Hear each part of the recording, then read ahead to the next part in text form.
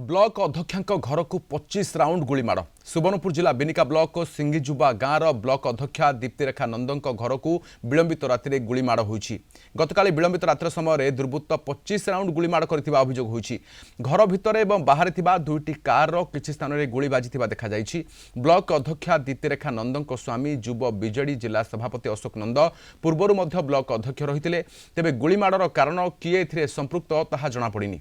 Police आखपाख अंचल लगी विभिन्न सीसीटीवी फुटेज को जांच करने सहित तदंत करुछि। गतकाली राति प्राय 11 ରୁ 11:30 बजे किसी दुर्वृत्त आसले आमर घर मेन गेट के लाद विदा कले तार संगे संगे बहुत गुड़ाए गुली चालना करिजन उड़ाकुदा भी करिजन से किसी समय रहला परे तापर आ गुटे गाड़ी रे हमर सामना रे थिला आ जने दुकानी नो देवार लगी से बिचरा ई जगह रे गाड़ी रखी गिरी से तार काम चली देला ताकर भी गाड़ी के जेगिरी टोरवाल रखी रोड रे पिटीजन से भी गुली मारिजन 4-5 राउंड गुली मारिजन ने हेंता तो मैं किसी माने एटा करि नै परवार आर हेंता भी मोर काहरी से पर्सनल शत्रुता नहीं न